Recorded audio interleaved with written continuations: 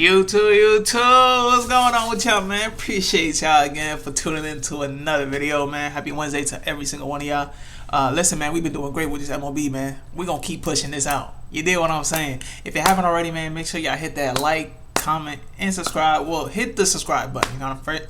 Hit that first. Hit the like button. Listen, we coming at y'all with some real heat, man. We've been over 50% most of our bets in our first 2 days for MLB, and let's keep the ball rolling, bro. This is day 3. I got something special for y'all. I got 1 lock per game for the main slate this morning. This kind of took me away. Like I didn't plan for this. I didn't think it was gonna be at 12 o'clock, but I'm doing this video for y'all. So listen, appreciate y'all, and let's get into this video.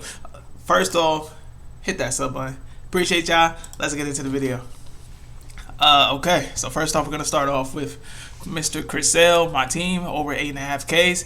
A's are pretty bad with having to deal with Ks. They're dead last having to deal with anybody. Literally, they're righty. They're 30.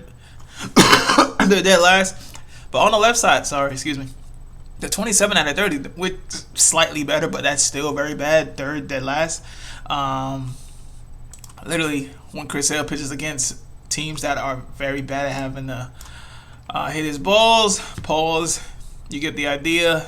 Bad against lefties. He kills it when he's home. 5 for 11, away 6 for 10. It's Chris Sales, bro. Let's be honest. He's gonna be in the game all the way until maybe possibly the 7th inning. Especially how bad this team is with having to have contact and all that. Literally, they're dead last in almost everything. So I'm gonna take Chris Sales here over 8.5 Ks. There's gonna be a lot of Ks in here, by the way. So yeah, stay tuned. If you like Ks, this is the video for you. I got Nathan Eovaldi next up from our next game, Texas Rangers versus the Baltimore Orioles. Literally, he's playing against a team that is pretty bad at having to deal against left-handed pitchers. No, right-handed pitchers, sorry. They're literally 20 out of 30. Overall, they're 25 out of 30, which is not very good. And Nathan Eovaldi looks very good here, too. Let's just run the numbers real quick. When he's playing against this team that's bad at having to deal with Ks, 15 out of 21, which is really good because he gets his Ks over 5.5. Then next, when he is away, 10 out of 12. Literally, when he is playing against a team that is bad at having like that gives up a lot of Ks, and when he's on the road, he's 10 for 12. When he's home, 8 for 12. So he's significantly better on the road with having to deal. And listen, I know it's hitter friendly, but that doesn't move the needle for me too much. Baltimore just kind of already did their damage yesterday, so I don't think they do the damage against Nathan Eovaldi, and I think he gets over 5.5. So that's our second lock of the day. Next up, we got Andrew Abbott. I'm going pitcher under 5.5 Ks. Here, I just don't think that he does any well, and he's pitching against a team who is 10. So literally, this is harder for them to pitch against. And I get it that he's 7 out of 21 when he plays against teams that's very good at having to hit against left-hand pitchers. He is home 3 for 13, away 4 for 10. So I think he gets under 5.5 Ks. I think he stays in this game pretty long. He might get the pitcher out. However, I don't think they offer anything for the pitcher outs. No, they don't. But the Ks, I don't like the Ks at all. Literally, the Pirates look pretty good here with their whiff. The whiff percentages, they make pretty good contact is green, so they're all under 20%. So they make pretty good contact this season so far. So I do like Andrew Abbott under 5.5 Ks. Next up, we're gonna switch up a little bit. We're not gonna go with we're gonna switch over to hits. And who I like from what game was it? It was Phillies and Nationals. I ran the numbers. Brandon Marsh looks very good. Brandon Marsh to start this season, literally new baseball season, is insane. He's 2-1, no hits, but 2-1. Literally in every game but one game he has gotten 1 hit. And the line looks very good, minus 160. It was at 160 earlier, now it's at 165. So the line is moving. He has played against Cavalli, literally if we're talking about 2025 season. He is 1 for 6. However, didn't K out. Pretty with contact, right? 2024 season, okay, he hasn't played against right-handed pitchers. He crushes against right-handed pitchers. Right-handed pitchers, he is literally on the season batting 500.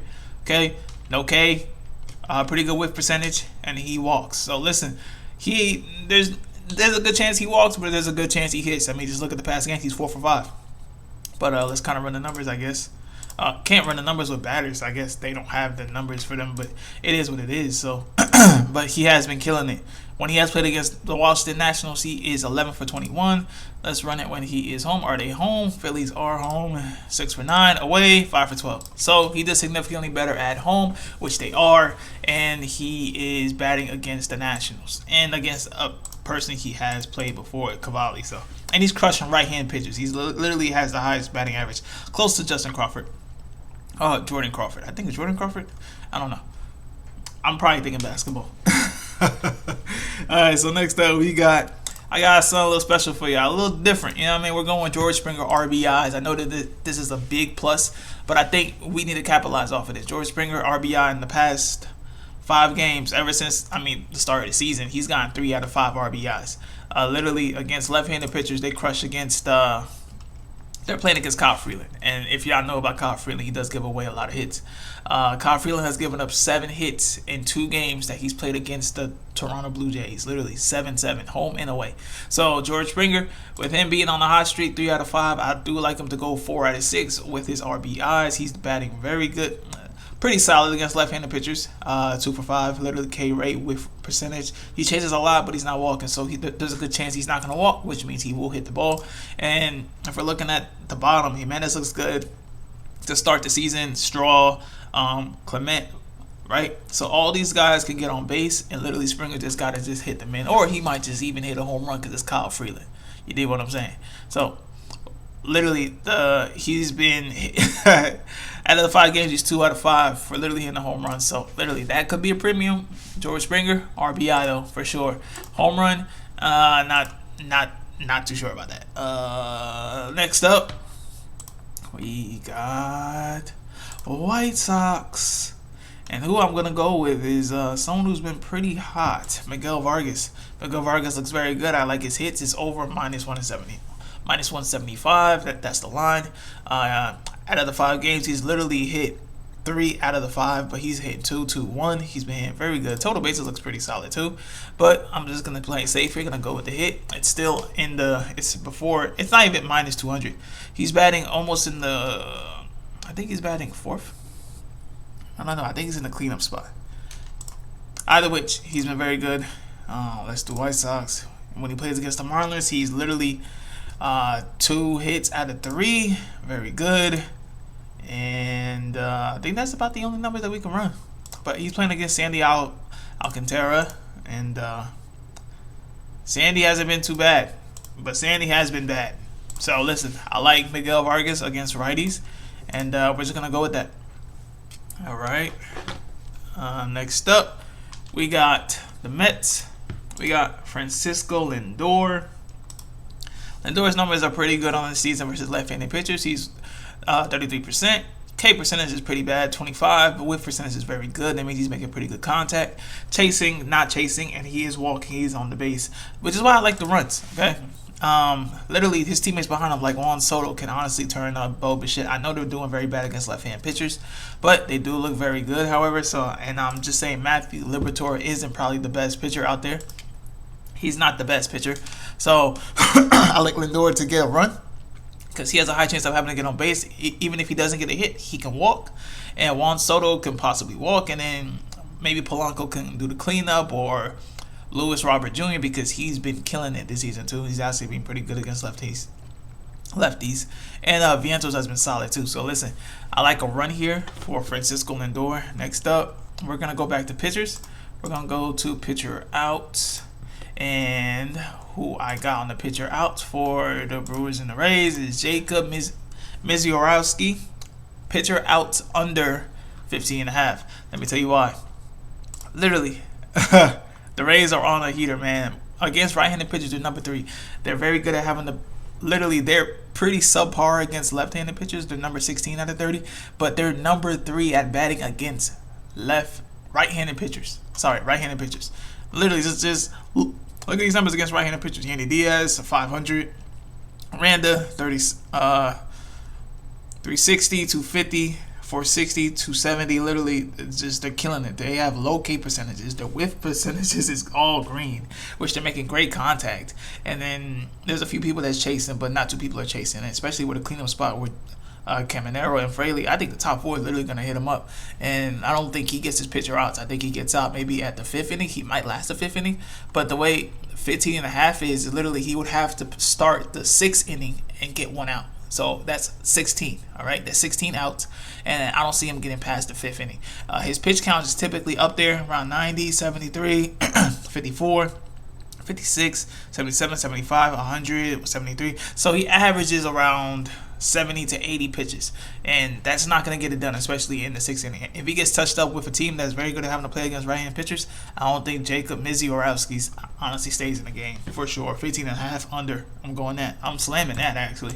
We're going to go Mike Burrows here against the Red Sox. I like this pitcher because he's playing against they're very bad at having to play against right-handed pitchers, but very good against left-handed pitchers. Mike Burrows has done pretty well when he played against the Angels. Good start. They didn't get the win. They lost by 4. However, they're very bad. They're literally second to dead last against pitchers who are right-handed, and I'm gonna go with the K's over 5.5 when he plays against a team like. Hold on, I'm sorry. 4 for 6. When Mike Burrows plays against teams that's very bad at having to deal with right-handed pitchers, which he is a right-handed pitcher, Mike Burrows is literally 4 for 6 for having to hit his closing lines of 5.5, which is very solid, and that's what we like to see. So I'm slamming Mike Burrows over 5.5 Ks. And last but not least, we got the Angels and the Cubs. I'm gonna go Yusei Kikuchi, literally over 4.5 Ks. Let me tell you why. Literally, he's a left-handed pitcher, which I get. However, they are subpar against. They're very good against right-handed pitchers. I get it. But let's run the numbers here. When he plays against a team who is very good at having to, let's do middle of the pack here. Middle of the pack. 14 for 21 for still getting over 4.5 Ks. That's very low. Against teams that's very good at having to hit Kikuchi. Because one thing about Kikuchi, he'll get hit up, but the thing about it is that he'll stay in the game long enough, bro. He'll stay in the 6th inning, the 7th inning, bro. He stays very long. His pitch count is very good. Literally, he stays in the game. Literally, I'm not even lying to you. Like, I ran the numbers. Like, let's just kind of run it real quick. Just look at these. Hold on. Let me go to suggested pitch count. 86, 81, 88, 102, 105, 99, 93, 98, 66, 79, 104. So you could go pitcher out. Just 15 and a half seems like a stretch to me. I like the K's because even when he plays against teams that's very good at having to hit against lefties, he still does very well. So look, this is 14 out of 21 subpar teams that's very good at having to hit them, right? They're number 18. So let's kind of run the numbers. They are on the road with LA. With LA, 9 for 15. With the Angels, he's 9 for 15 when having to deal against teams that's very good at having to hit against left-handed pitchers. 60% of the time, he gets over 5 Ks. Now, let's do the road. 66%. Now, if we do home, he's 3 for 6. Now, he does pretty bad when he's home. He doesn't really get over 4.5 Ks. But when he's on the road, hold on now, 6 for 9. So I like a Kikuchi over 4.5 Ks, even though they're good at having to hit against left-handed pitchers. So, no, I mean, actually, they're bad. Hold on, I'm saying that's all wrong. They're good at hitting right-handed pitchers, but they're bad at hitting against left-handed pitchers. Sorry about that. I'm saying that all wrong. So scratch everything I said. So, yeah, they are good. The Cubs are very good to hit against right-handed pitchers. It's harder to get a K with a right-handed pitchers against the Cubs. However, if you're a left-handed pitcher, you're doing a lot much better. They're 18th out of 30. Which is a good thing for Kikuchi. All right, sorry. I got confused. But without further ado, I appreciate every single one of y'all. That's the video. So make sure y'all like, comment, and subscribe. I appreciate every single one of y'all, man, for tuning in. And I'll catch y'all in the next one. NBA later today.